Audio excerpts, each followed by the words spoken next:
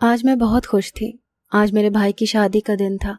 حوریہ بھابھی دیکھنے میں واقعی حور تھی، اتنی حسین کہ ان سے نظریں ہٹانا مشکل ہو جائے۔ حوریہ بھابھی ہمارے ہی محلے میں رہتی تھی۔ مجھے تو اس وقت اپنے کانوں پر یقین نہیں آ رہا تھا جب بھائی نے بتایا کہ وہ اور حوریہ ایک دوسرے سے بہت محبت کرتے ہیں۔ بھائی کا بھابھی سے محبت کرنا سمجھ آتا تھا کیونکہ ہمارے محلے کی سب سے خوبصورت لڑکی حوریہ بھابھی ہی تھی۔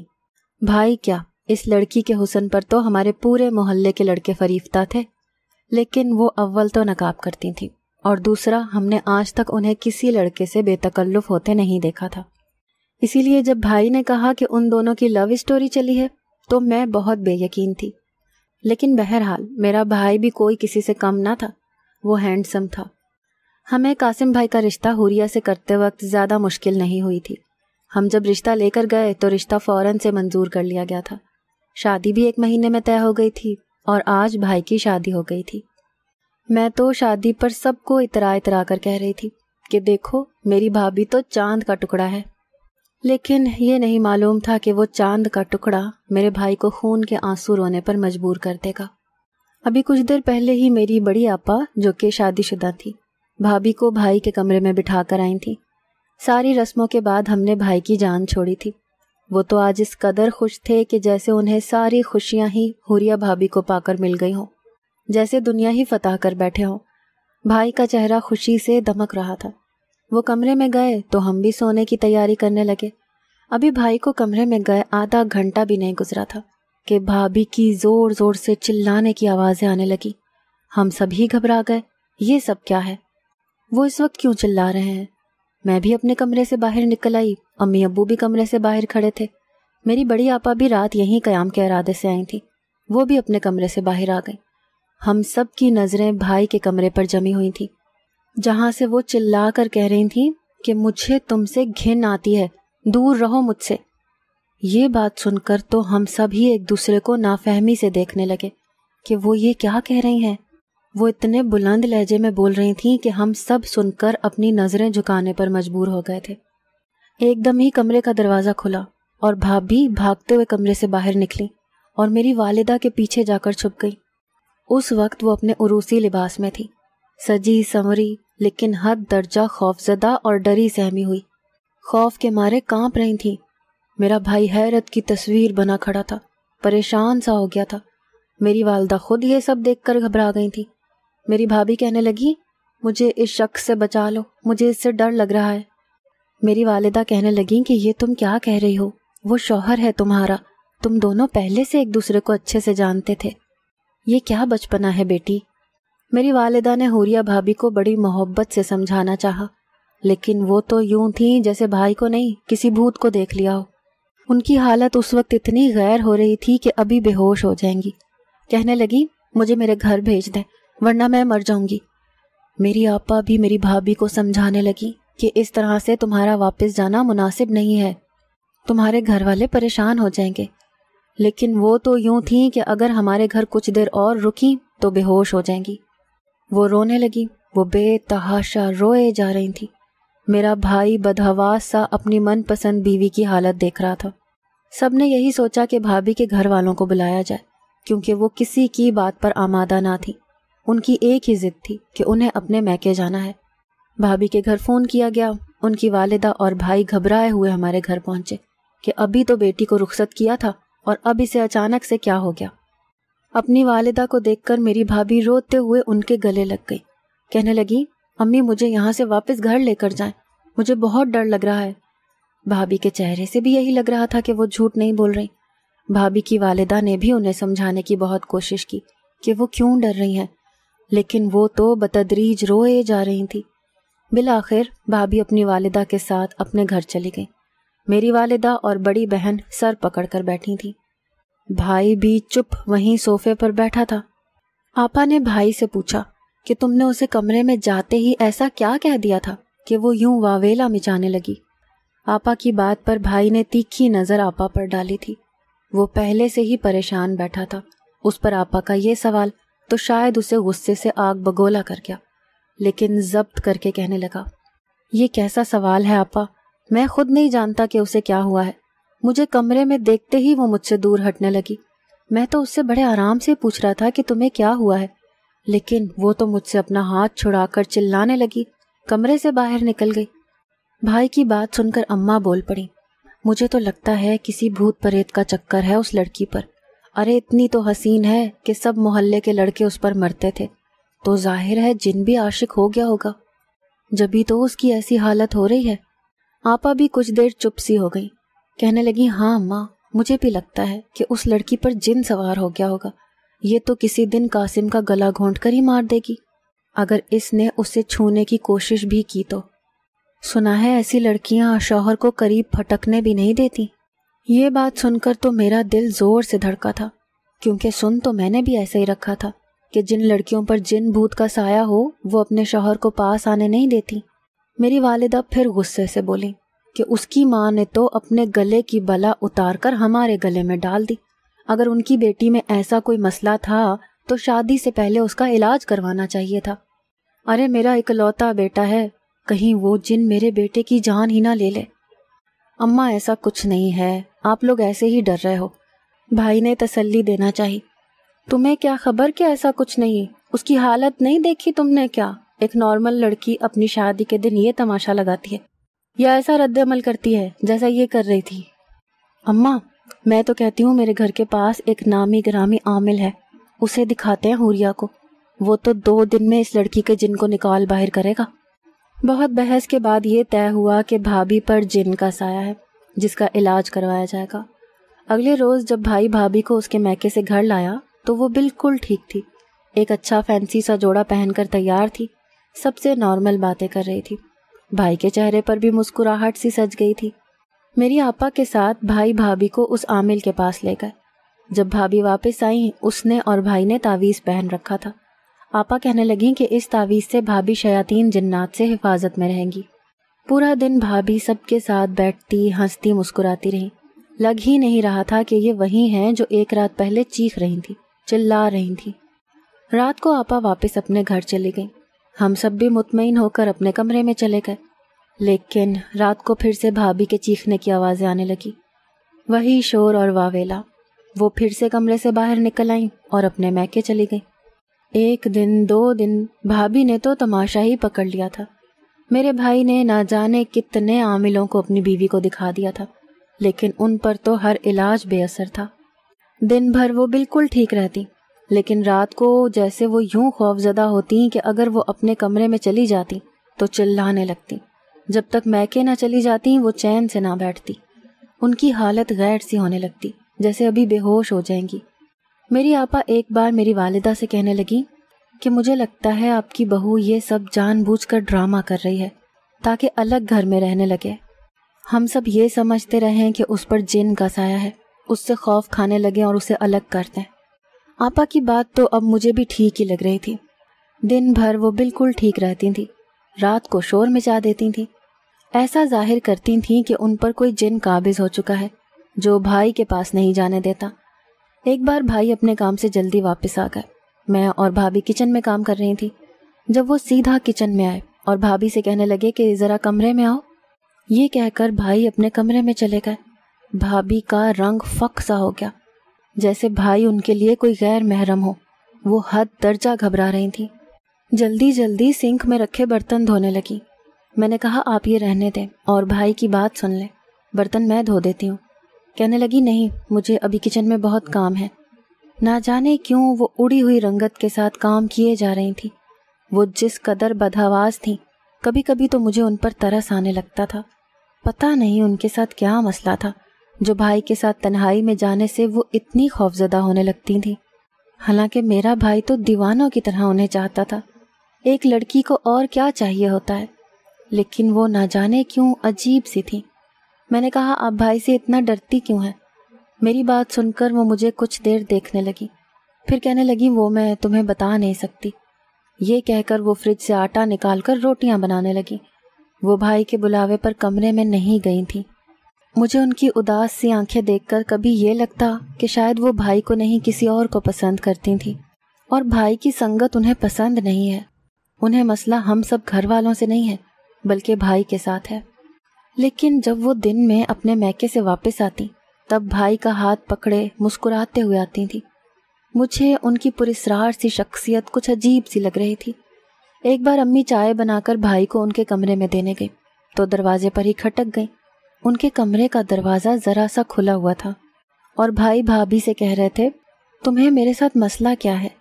وہ کہنے لگی، مجھے تم سے گھن آتی ہے، کراہیت محسوس ہوتی ہے، میرے پاس مت آیا کرو۔ یہ سن کر مجھے جھٹکا سا لگا۔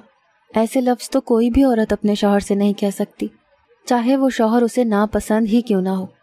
وہ حسین تھی، بہت حسین تھی، لیکن حسن پر ایسا بھی کیا غرور کہ شوہر کو یوں حقارت سے دھتکارا جائے۔ مجھے لگا بھابھی کی اس بات پر میرا بھائی آگ بگولا ہو کر اسے بہت کچھ سنائے گا، لیکن نہیں، وہ تو اس کے سامنے بے بسی سے ہاتھ جوڑے بیٹھے تھے۔ کہہ رہے تھے، بس کر دو میری سزا کو، کیوں مجھے اس طرح سے آزما رہی ہو؟ میں نے صرف تم سے محبت کی ہے اور تم نے میری زندگی اجیرن بنا کے رکھ دی ہے۔ میں تمہیں کیا کہتا ہوں جو تم مجھے خود کو چھونے بھی نہیں دیتی؟ میرا قصور کیا ہے؟ کیوں میرے جذبات کو اس طرح سے آزما رہی ہو؟ میرے بھائی کے لہجے میں نمی سی تھی، ان کی آنکھوں میں سے آنسو چمک رہے تھے۔ شاید یہ میرے بھائی کی برداشت کی آخری حد تھی۔ میری بھابھی بے تاثر بیٹھی تھی، ایک لفظ نہیں کہہ رہی تھی۔ اس کی آنکھوں میں جو میں نے دیکھا میں سوچ بھی نہیں سکتی تھی۔ میرا بھائی بیڈ سے اٹھ کر میری بھابھی کے سامنے گھٹنوں کے بل بیٹھ کر اپنے ہاتھ جوڑے پھوٹ پھوٹ کر رونے لگا، اور وہ خاموش بے تاثر سی بے حسی کی تصویر بنی بھائی کے سامنے بیٹھی رہی، ایک لفظ نہیں بولی۔ پہلی بار میں یہ سوچنے پر مجبور ہوئی کہ یہ کیسی محبت وہ میرے بھائی سے کرتی تھی کہ وہ ان کے سامنے رو رہے تھے، اور وہ تھی کہ کسی پتھر کے بت کی طرح بالکل بے جان سی بے تاثر ان کے سامنے بیٹھی تھی۔ میں وہیں سے پلٹ آئی۔ میں نے پہلی بار اپنے بھائی کو کسی کے سامنے یوں بلک بلک کر روتے دیکھا تھا۔ اگر میری بھابھی کو میرے بھائی سے محبت نہیں تھی، تب بھی مرد کی محبت دیکھ کر عورت پگھل ہی جاتی ہے۔ یہ کیسی سخت دل عورت تھی۔ رات کو وہ بڑی خاموشی سے چادر اوڑھے اپنے میکے چلی گئی۔ اس بار میرے بھائی نے بھی انہیں نہیں روکا۔ صبح وہ بھائی کے کام پر جانے کے بعد واپس آئیں اور گھر کے کاموں میں مصروف ہو گئیں۔ مجھے پہلی بار وہ بری لگ رہی تھی۔ ایسی بھی کیا اکڑ، ایسا بھی کیا حسن پر ناز کہ سامنے والے کو بالکل ہی ذلیل و خوار کر دے۔ میں نے بھابھی سے کہہ دیا کہ آپ کو میرے بھائی سے اتنی گھن کیوں آتی ہے؟ کیا ان سے محبت کرتے ہوئے گھن نہیں آئی تھی؟ وہ نہ رنگت کے کالے ہیں، نہ شکل صورت کے اتنے گئے گزرے کہ آپ ان سے یوں نفرت کا اظہار کریں۔ وہ مجھے کہنے لگیں، تم سچ نہیں جانتی، تمہیں پتہ نہیں ہے کہ تمہارا بھائی کیا ہے اور کیسا ہے۔ میں نے کہا، کیسا ہے میرا بھائی؟ میں اپنے بھائی کو اچھی طرح سے جانتی ہوں، پورا بچپن ہمارا ایک ساتھ گزرا ہے۔ اگر آپ نے اس سے محبت نہیں کی تب بھی عورت ایسا ہی شوہر چاہتی ہے جو اس کا دیوانہ ہو، اس سے محبت کرتا ہو۔ آخر میرے بھائی میں کس بات کی کمی ہے؟ میرا غصے بھرا لہجہ اور میری بات سن کر وہ تلخی سے مسکرائیں۔ کہنے لگی، کسی دن آپ اپنے بھائی کے کمرے میں میری جگہ بیٹھ کر دیکھو تو تمہیں پتہ چلے کہ میں کس دوہری اذیت سے گزرتی ہوں۔ میرے لیے تمہارے بھائی کی سنگت میں پھولوں کی سیج بھی کانٹوں کے مانند چبھتی ہے۔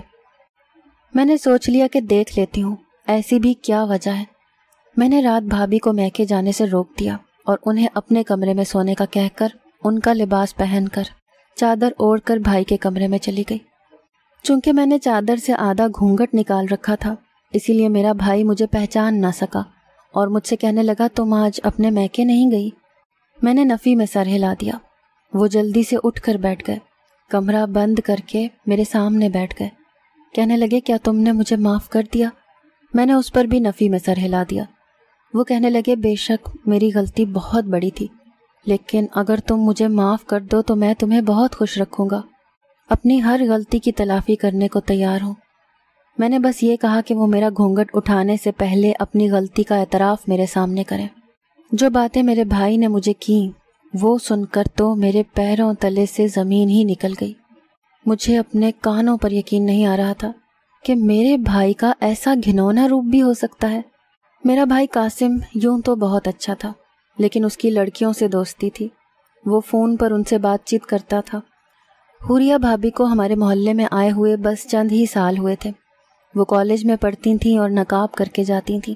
جہاں محلے کے دوسرے لڑکے ان کے ہاتھوں کی گوری رنگت دیکھ کر ان پر جی جان سے مر مٹے تھے، اسی طرح میرا بھائی بھی ان کے حسن کا اسیر ہو گیا تھا۔ میرے بھائی کو یہ زوم تھا کہ وہ حوریہ بھابھی کو اپنی محبت میں مبتلا کر سکتا ہے، لیکن ان کے دوستوں کا یہ دعویٰ تھا کہ یہ لڑکی کسی کو بھی گھاس نہیں ڈالتی، بھائی اپنی ایڑیاں بھی رگڑ لے تو حوریہ بھابھی اسے لفٹ نہیں کروائے گی۔ میرے بھائی نے اپنے دوستوں سے شرط لگا لی کہ وہ 2 ماہ کے عرصے میں ہی حوریہ بھابھی کو اپنی محبت میں گرفتار کر لیں گے، اس لیے وہ حوریہ بھابھی کا پیچھا کرنے لگے۔ کالج کے بعد واپسی پر ان سے بات کرنے کی کوشش کرنے لگے۔ بھابھی نے سختی سے انہیں منع کیا کہ وہ ان کا پیچھا نہ کریں، لیکن وہ یہی کہتے رہے کہ وہ بھابھی سے محبت کرتے ہیں۔ بھابھی نے صاف انکار کر دیا اور یہ بھی کہہ دیا کہ وہ کسی کی منگیتر ہیں، لیکن وہ نہیں مانے۔ ایک دن تو بھائی نے حد ہی کر دی، بھابھی کا ہاتھ پکڑ لیا۔ حوریہ بھابھی کو اتنا غصہ آیا کہ انہوں نے قاسم کے منہ پر تھپڑ کھینچ مارا۔ وہ اپنے کالج کے باہر تھی، اسی لیے یہ تماشا سب نے دیکھا۔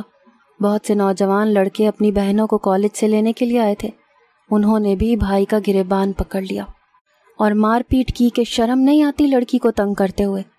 میرے بھائی نے اس بات کو اپنی انا کا مسئلہ بنا لیا۔ وہ بھابھی سے ہر صورت اس تھپڑ کا بدلہ لینا چاہتے تھے، اسی لیے انہوں نے اپنے دوستوں کے ساتھ مل کر جب بھابھی کالج جانے کے لیے بس سے اتری، بھائی نے انہیں ایک گاڑی میں کھینچ کر بٹھا لیا اور ان کے ناک پر رومال رکھ کر انہیں بے ہوش کر دیا۔ قاسم بھائی انہیں اپنے ایک دوست کے گھر لے گئے جو خالی پڑا تھا اور انہیں کمرے میں بند کر دیا۔ جب بھابھی کو ہوش آیا تو بھائی کو کمرے میں دیکھ کر رونے لگی، کہنے لگی کہ وہ انہیں جانے دے۔ پہلی بار میرے بھائی نے بھابھی کو بنا نقاب کے دیکھا تھا، اسی لیے ان کا حسن دیکھ کر وہ بے خود سے ہو گئے۔ پھر بدلے کی آگ بھی سینے میں بھڑک رہی تھی۔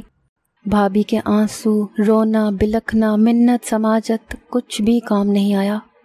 میرا بھائی شادی سے پہلے حوریہ بھابھی کو پامال کر چکا تھا اور ان کی کچھ ناسیبہ قسم کی تصاویر بھی لے چکا تھا۔ میری بھابھی کے ساتھ جو کچھ بھائی نے کیا تھا وہ صرف ان سے نفرت ہی کر سکتی تھی۔ میرے بھائی نے کہا کہ وہ انہیں کسی اور کے قابل بالکل بھی نہیں چھوڑے گا، اسی لیے جب وہ اپنا رشتہ ان کے لیے بھیجے تو وہ مان جائے، ورنہ ان کی تصویر ان کے بھائی اور باپ کے نمبر پر بھیج دی جائے گی۔ بھابھی روتے دھوتے اپنے گھر چلی گئی۔ اس بات کا علم کسی کو بھی نہ تھا۔ میری بھابھی نے اپنے پہلے منگیتر سے رشتہ توڑ دیا، یہ کہہ کر کہ وہ کسی اور سے محبت کرتی ہیں۔ یہ بات ایسی تھی کہ ان کے گھر والوں نے انہیں بہت برا بھلا کہا کہ انہوں نے باپ بھائی کی عزت کا بھی نہیں سوچا، لیکن وہ مجبور تھیں۔ سب کی کڑوی کسیلی باتیں سنتی رہیں۔ جب بھائی کا رشتہ آیا تو بھابھی نے اپنے گھر والوں سے کہہ دیا کہ وہ صرف قاسم سے ہی شادی کریں گی، ورنہ اپنی جان دے دیں گی۔ بھابھی کے گھر والے مان گئے، لیکن دل سے انہیں برا ہی سمجھتے تھے۔ میرا بھائی اپنے گھمنڈ کے نشے میں اور بھی چور ہو چکا تھا کہ اب وہ اس حسین لڑکی کو بیوی بنا کر اپنی خواہش بھی پوری کرے گا اور اسے ذلیل بھی کرتا رہے گا۔ لیکن بھابھی نے پہلی رات ہی ایسا تماشا لگایا کہ بھائی کے بھی ہوش اڑ گئے۔ کہنے لگی، مجھے تم سے نفرت ہے، اتنی نفرت کہ اگر تم مر بھی جاؤ تو مجھے افسوس نہیں ہوگا۔